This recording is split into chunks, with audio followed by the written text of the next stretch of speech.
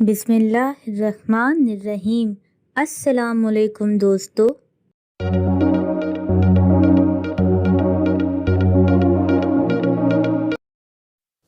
आज का सवाल ये है, अगर सब्ज़ घर लाल ईंटों से बनता हो तो लाल घर किन ईंटों से बनेगा?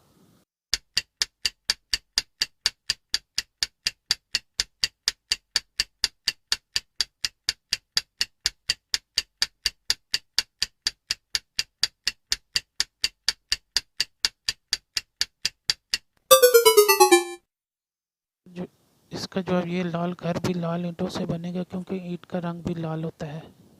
इस वीडियो को लाइक करें, हमारे चैनल को सब्सक्राइब करें और बेल आइकन जरूर प्रेस करें हमारी न्यू वीडियो सबसे पहले देखने के लिए।